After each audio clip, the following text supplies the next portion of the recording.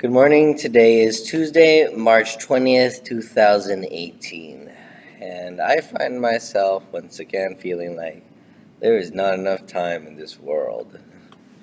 Um, it's already Tuesday. I felt like the weekend went by fast, and we're already like 2 days away from Saturday. So like the week is, it's also going along at a pretty quick pace. And it really feels like there's like not enough time to do anything for me. Just feels like there's not enough time, and I just want to do so much.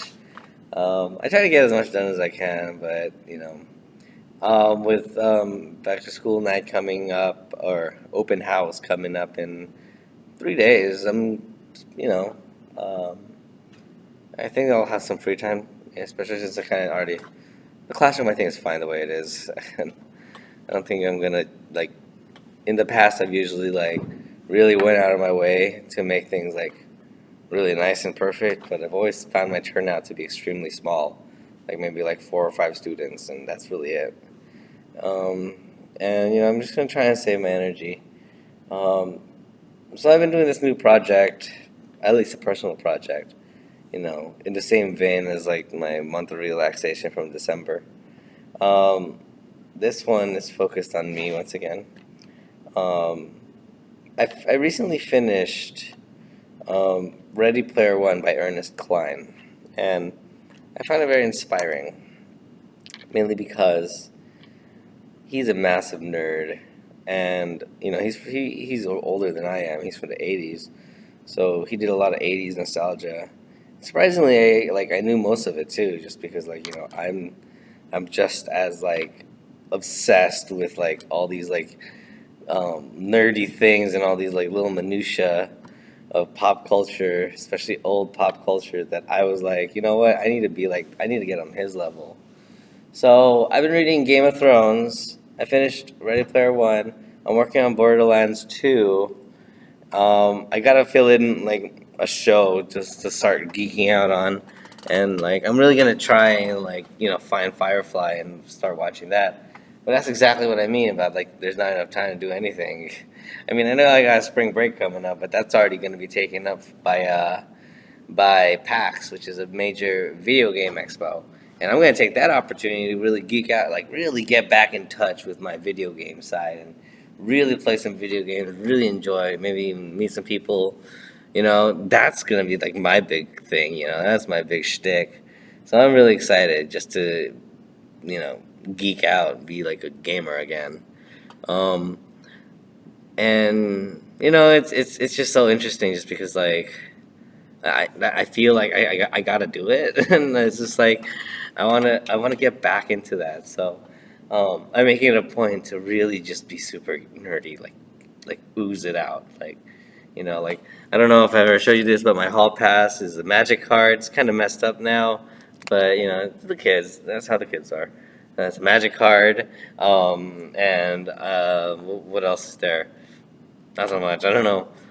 But this has been affecting my teaching too, and even in like the past couple of days. Like I've only really been doing this for maybe 2 or 3 days. I've been making a lot more references to like things that I like, more video games, not just video games. And I'm when I'm talking to my students, I would mention a character from a book or a character from a movie, and I was like, oh, so and so did this. Don't you understand that he did this because of this stuff like that? I'm using it for my teaching. Um, and it's kind of putting a little bit of an extra spark back into my teaching because I guess what's been missing about my teaching is me, ironically enough. Like, sure, I'm there every day, but was I actually really there? Like, I was doing all the planning, but I was playing it too safe, I guess, with all the stuff that I was putting down on the I was presenting. Like we're doing like for example, we're doing the Lost Boys, which is the Lost Boys of Sudan, in my ELD 3 class. Um, you know, I know like it was a very hard and difficult thing, but it's hard for me to communicate as a person just because I never experienced it. So what I did experience though were let's see here. Well, I mean, honestly, like I haven't really experienced like any kind of situation where I had to walk like that in the situation they were put in. But I guess you could like almost say like the Protoss from StarCraft 2, or actually StarCraft 1 and 2. They lost their home, and they were people without anything. Not only that, they were low population people, so everyone that died was a really big deal because that's just like a dwindling population. Stuff like that. That's how I can make the connection, because that's who I make connections to. I make connections to, like, the stories that other people have made. So that's how I've been creating those connections, I guess. I don't know. Today we're going to be actually focusing on an interesting one called jargon. I have a bad feeling about this, but I'm going to try anyway. Basically what the kids are going to do, hopefully, I'm going to try and really be clear about the instructions. They're going to pick, like, either, I'll give them the choices, like cars, computers, I guess maybe a specific sport, and they have to give me 10 words that is considered jargon. So, like, for example, in computers, Sandy Lake is a type of processor from 2013, I think, and that's jargon. Like, nobody would know. Like, my coworkers would probably not know if I said, "Oh, I got a Sandy Lake processor in my old rig."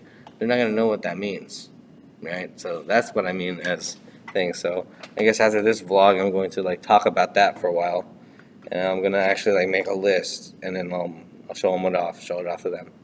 Yeah. Anyway, that's all I pretty much had in mind. I'll talk to you guys tomorrow. I guess I gotta get back to work and get started. Bye.